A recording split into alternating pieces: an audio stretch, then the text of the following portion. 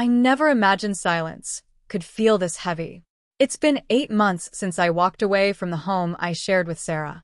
8 months since I hurriedly packed my belongings, hands shaking as her phone's screen seared the truth into my mind.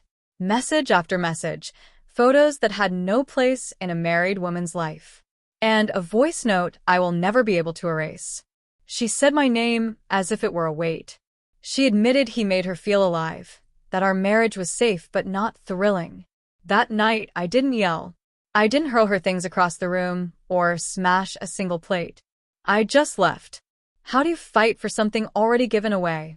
I remember sitting in my car, parked a few blocks away, gripping the wheel until my knuckles turned white.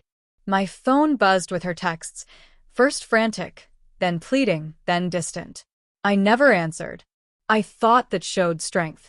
But silence has a strange effect. It doesn't heal, it keeps the wound open. I started a new life, or at least a rough sketch of one. A rented one-bedroom apartment, were consuming my days, avoiding mutual friends. I told everyone we had drifted apart. Easier than admitting the truth. My wife of 7 years had found someone more exciting, more spontaneous, more not me. I never filed for divorce. I couldn't say why. Maybe a part of me wanted her to feel the tether's still there. Maybe I wanted to see if she'd attempt to mend what she'd broken. I didn't, until last Tuesday. Late evening, after grocery shopping, arms loaded with bags. I heard her name faintly from a car radio beside a black sedan under a flickering streetlight.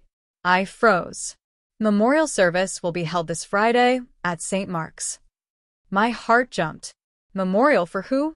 I edged closer, pretending to tie my shoe, catching more words.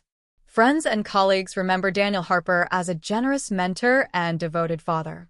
His partner, Sarah Mitchell, has asked for privacy during this difficult time. Daniel Harper, her lover, the man whose messages haunted me that night. He was dead. Sleep eluded me. I lay in bed, staring at the ceiling, replaying their messages, their jokes, their secret plans. And now he was gone. A selfish part of me felt something dark. Relief?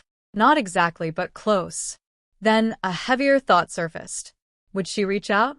Expect comfort from me? I told myself I didn't care. When Friday arrived, I found myself parked across street marks, hidden behind tinted windows, watching people in black stream inside. And then I saw her, Sarah, in black, pale, trembling, flanked by 2 women.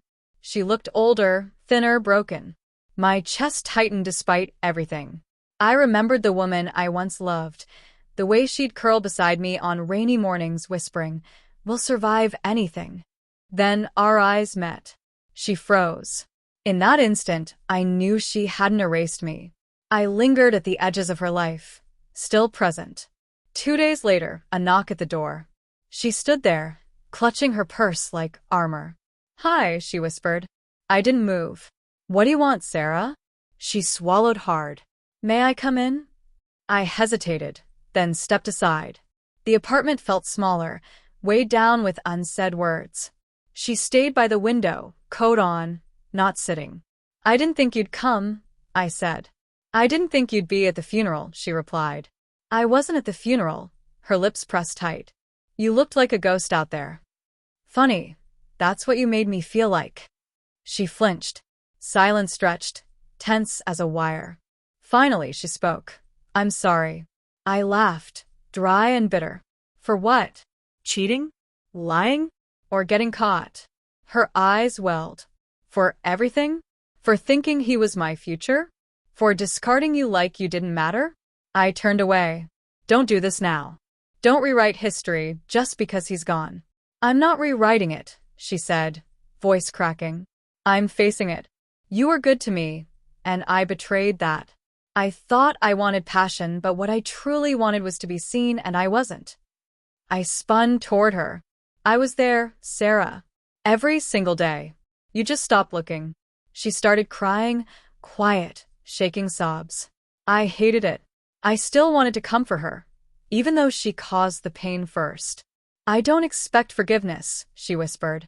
I keep thinking about how I ended things, erased you like you were nothing, while you stayed silent. That hurt more than if you'd screamed. That was the point, I said. She nodded, tears sliding down. We talked for hours. How it began, how it ended, how he died suddenly in his sleep, the people she lost, the colleagues who abandoned her. Somewhere between anger and confessions, closure crept in, gentle as dawn through heavy curtains. She didn't ask to come back. I didn't offer. Two people standing amidst the ruins of what was built, realizing it could never be rebuilt the same way. Before leaving, she asked, "Will you ever stop hating me?" I looked at her. Really? I don't hate you. I hate what you did. And maybe that's worse. That night, I sat alone at the kitchen table, staring at the untouched tea she'd left. I realized silence had been a prison for both of us.